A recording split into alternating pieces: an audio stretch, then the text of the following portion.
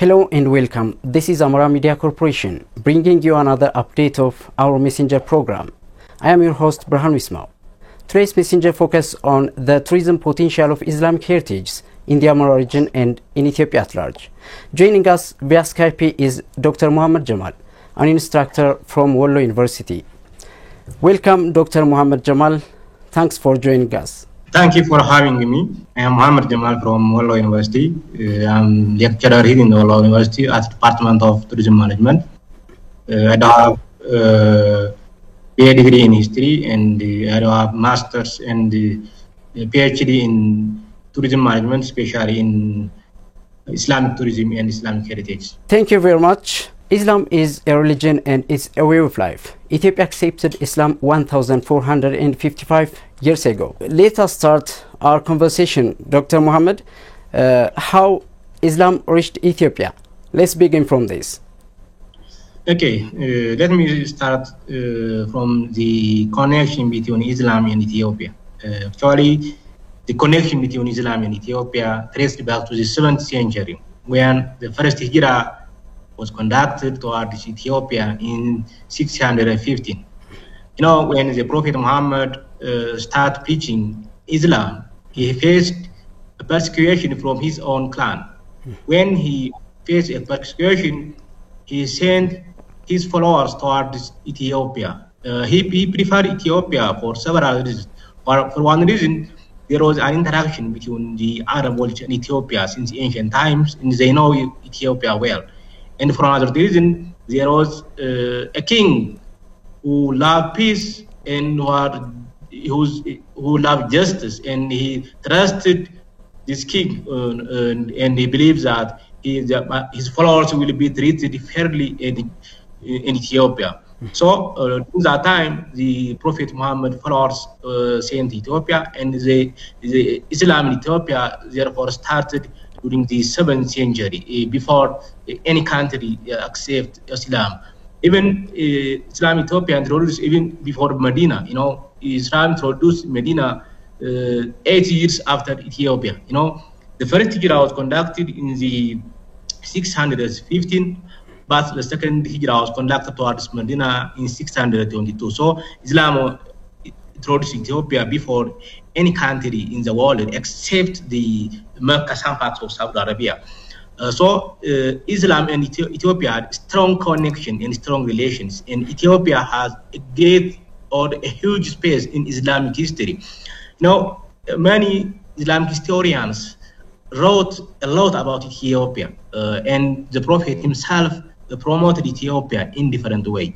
For example, the Prophet said Ethiopia as the land of truth, the land of justice, the land of hospitality, and the land of peace. So this catching terminology by itself can promote Ethiopia as the best tourism destination.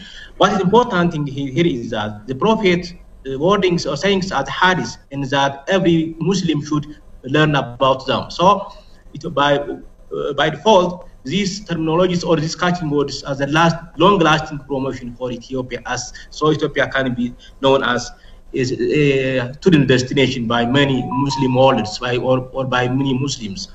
Another important issue here I want to mention is that Ethiopians were the first or the pioneers to accept Islam. I can mention a prominent Ethiopian who accepted Islam. For example, Najashi is the first king to accept Islam in the world.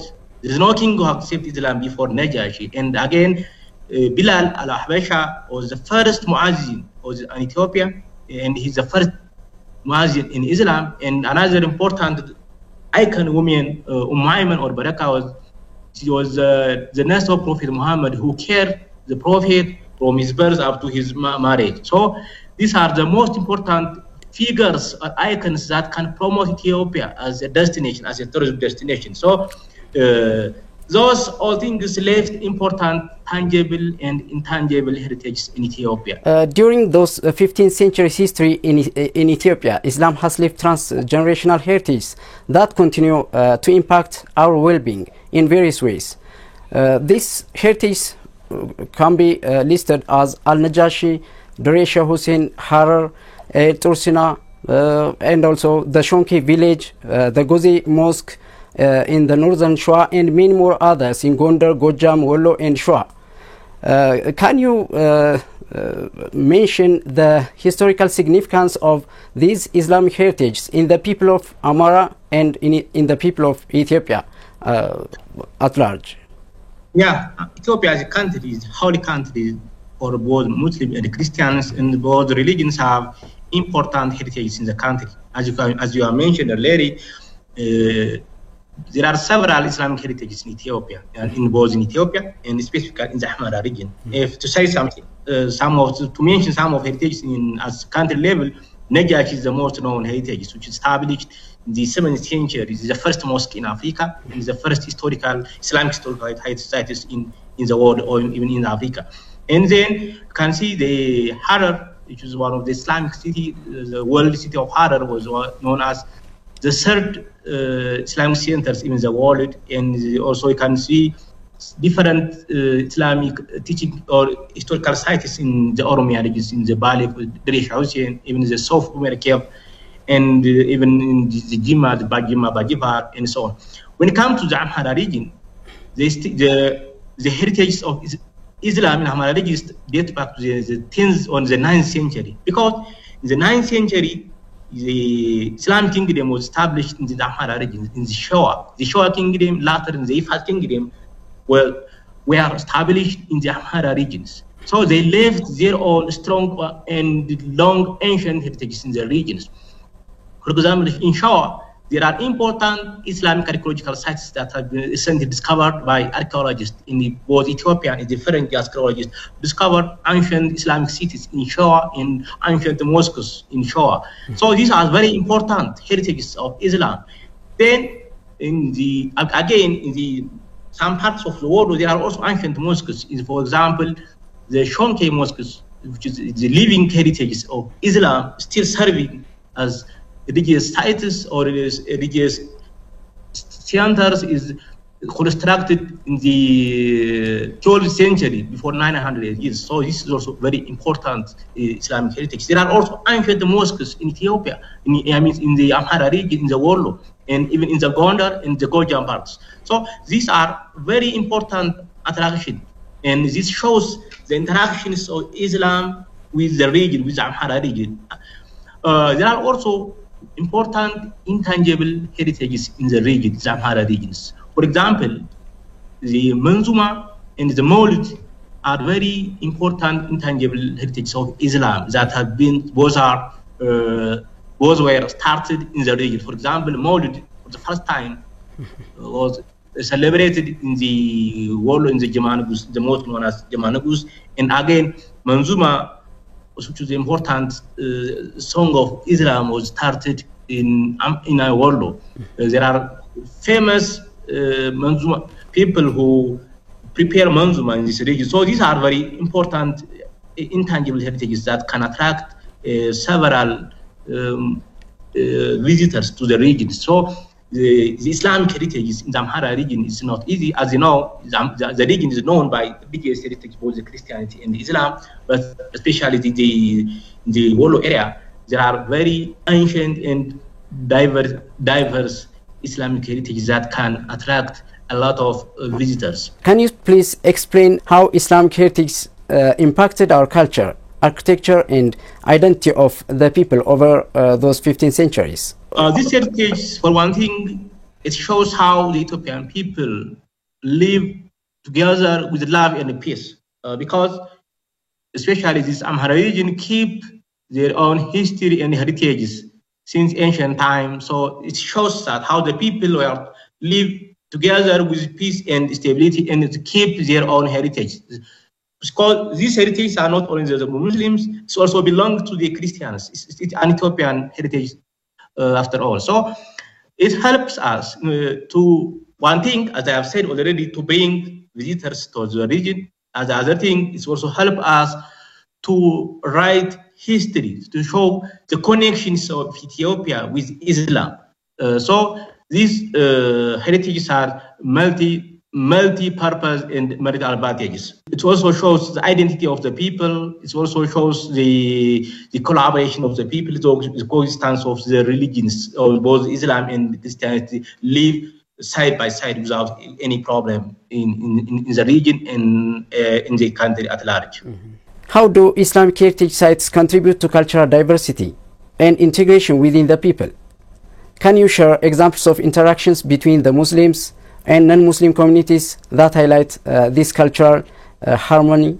Yeah, in Amhara region, especially in Warlo, you can see the strong relationship between the Muslim and the Christians. The strong cooperation and the strong tolerance between the two followers. For example, if we see there is a mosque in the Amhara region, in the Warlo, is the Dagar. Both Muslim and Christian visit these historical sites or these religious sites without any conflicts. And if you see the Gishan, both Muslim and Christian also visit these historical religious sites. And in fact, the people keep their own religion, the principles and the rules of their own religion. However, still they tolerate and they celebrate the others' heritage. They keep and maintain the others' culture and heritage. For example, during the festivals, one religious followers celebrate and support the other ones. When people, the Christian celebrate the Dimkat and other festivals, the Muslim provide different materials. At the same time, when the Muslims celebrate their own religious festival, the Christian brothers and sisters, they support, they keep the security, and they also even they support water and other necessary materials. So the collaboration between Christian and Muslims in the Amhara region, especially in the Warlo area, is very special, and it is can take a lesson from this interaction and strong cooperation between the two followers. Of course, there is intermarriage between those Muslims and Christians in the Warlo area. There are, and we are neighbors. We are mixed together. We have the same culture and we have the same tradition. There is only religious difference, but otherwise you can't supply this one is Christian, this one is Islam, because we are living together, we are integrated together, we have the same culture, the same history, and the same heritage. Even we share each other's heritage. The Christian heritage has the Muslim heritage, the Muslim heritage has the Christian heritage. There is no separation based on religion in the Warlo area.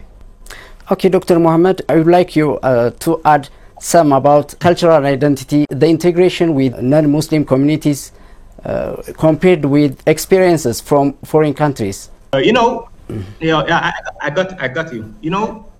Islam in Ethiopia is different from the rest of the world. If you see the rest of the world, for example, if we see the Northern Africa, in some parts of Africa, they accept both the culture, the language, they change both the culture, the language, in the religion. But in Ethiopia, people only accept the religion. We keep our language, we keep our cultures. We are an Ethiopian we keep an Ethiopian culture, and we keep our language, the local language. But we receive the pure religion of Islam. So Islam is highly integrated with local culture and indigenous knowledge. And there is also a strong similarity with Islam and Christianity. Actually, the two religions are 90%, more than 90% similarity between Islam and Christianity. If you see wearing style, the way they wear, the way they celebrate the people, and the way they celebrate the religious leader, and there are strong similarity. So in Ethiopia, there is no conversion of culture and language. The Ethiopian Muslims maintain and retain their own culture and language. They combine with a pure Islamic principles. So this is the unique aspects of Islam in Ethiopia. If you see in Egypt, they accept the Arab culture and the Arabic language. If you see in Morocco, in Algeria, it's the same is true. But when it comes to Ethiopia, we keep our local language, the Amharic, Afan Oromo, Tigranya, and so on. At the same time, we keep our culture, the wearing style, the word, and the eating, and so on. We keep our local cultures, but we also, at the same time, we accept the religions that, since we are the first to accept the religion.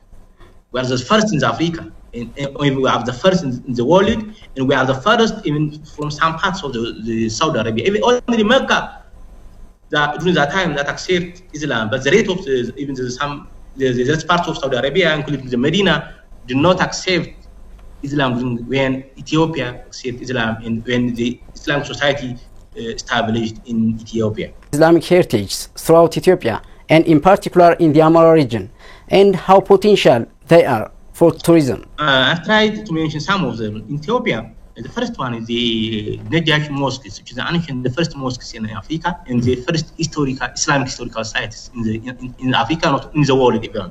And again, another important Islamic heritage is the Harar Jogor, and the city itself shows the civilization of Islam. You can, if you see the world city of Harar, you can find about more than 80 mosques and other religious shrines and sites. So these are also very important Islamic heritages. If you see the Oromia region, you can get the shrines of Dere Shah Hussein and the Sofumar caves, were also very important Islamic historical sites. Again, in Jimma Bajifar, and his mosques and religious sites is also very important. When it comes to Amhara region, especially in the Shoah, as I have said, there are different archaeological sites that are very important for tourism attraction. For the remnants of the Ifat Sultanates in the Shoah Sultanates are there in the northern Shoah, and recently archaeologists discovered these ancient cities and ancient mosques in the region, so it has also become the centers of Islamic sites, heritage sites. And again, when it comes to the Wolo area, there is ancient mosques and religious complex sites known as the Shonke, which is still a living heritage, still giving a service for the people, the surrounding people, still there praying and teaching Islam. So it's also very important sites. In Wolo, there are also the ancient mosques like Jomanugus, Geta, Dabat, Dagar, and other ancient mosques and Islamic teaching centers are there. They are also very important to attract visitors. Even there are also ancient sites in Gondar, the shrines of Shali Gondar. Even in Gojam, there are also ancient mosques and Islamic centers that can attract a lot of visitors if we promote them and if we manage them properly. Okay, thank you. How are the Amhara region and the nation at large researching, promoting tourism in this regard? Not much. Actually, there is a misunderstanding among the Muslims themselves. The Muslims are not good in preserving heritage. In this regard, Christian brothers are better in preserving their own heritages, but especially by establishing a museum and so on. But in Muslim, there are misunderstanding and the misconceptions regarding conserving the Islamic heritage and promoting them for the tourists or those visitors. When you see the governments, most of the time, those Islamic heritages were underlooked. They are underlooked and they are not promoted well. And most visitors, they don't know where these Islamic heritages are available and how they can accessed by the visitors. I have conducted my PhD dissertation on halal tourism in Ethiopia, which is focused Islamic heritages and their potentials. I have interviewed many people in this area, and many visitors from Islamic world. They don't know where these Islamic heritages are located. They don't know how they could access these Islamic heritage. So a lot of promotion works in marketing are expected from both the government and from the NGO and from the people who are working the tourism sectors. And what I want to focus on the second issue is that the Muslims and the leader of Muslims, or even the Majlis, have to work on preserving and promoting these Islamic heritage, because it is who should show the potential of these heritages for both the government and for other sectors. Otherwise, the government may not understand whether these heritages are available or not, whether they may fear that there may be conflict with the religion. So it is Muslim leaders who should promote and who should preserve and make available for visitors those Islamic heritage. In Ethiopia, what I want to add is that there are important literacy heritages. Ancient documents written in Arabic or using Arabic alphabet, known as Ajami, are available in different inaccessible rural areas, in mosques, in the hands of individuals. So those who believe are the leaders of Muslims or people from Majlis should organize people to collect those heritages and to put them or to house them in museums. So I have seen a good experience from the Christian brothers. They keep their manuscripts in museums, but in the Muslim area there is no such kind of experience. Important manuscripts, ancient manuscripts with thousands of years are available in the hands of individual or in rural areas, in some mosques, or they are exposed for rain and for different things. So a lot should be done in this area, and especially a lot is expected from the tourism sector, from the heritage manager, and from the leader of the Muslims themselves. Okay, thank you. What are the main challenges facing the sustainable development of these Islamic heritages, and what's expected from whom in order to protect them, conserve it? Yeah, the main challenge on conserving this Islamic heritage is lack of awareness among the stakeholders. The stakeholders, I mean the Muslim community. There is a lack of awareness among the Muslim community about the advantages of these heritages. The first thing is there should be awareness raising program among the Muslims themselves. They have to know that we can learn a lot from these heritages. It's not only the Muslim heritage, it is a country's heritage. It is an Ethiopian people heritage. So both the Muslims and the Christians should work a lot in this regard by creating awareness on managing those Islamic heritage.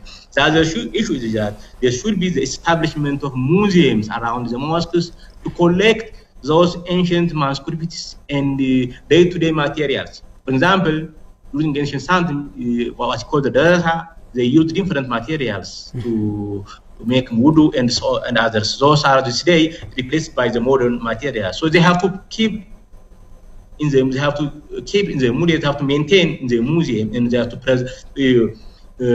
promote as a tourism attractions. So the second issue is establishing the museum and maintaining those heritages properly. The third issue is promoting those heritages to the visitors.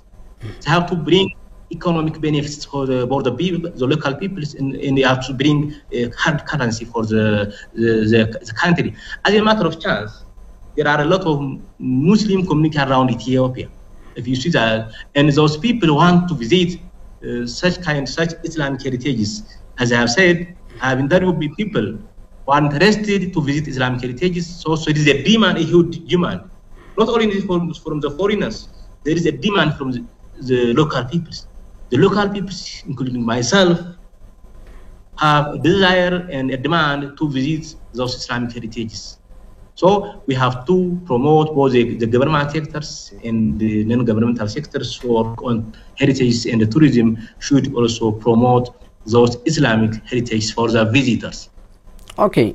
Do you believe that the local community is benefited from these Islamic heritage sites? Currently, I don't think they are benefited from those heritages because they are not developed. They are not changed into.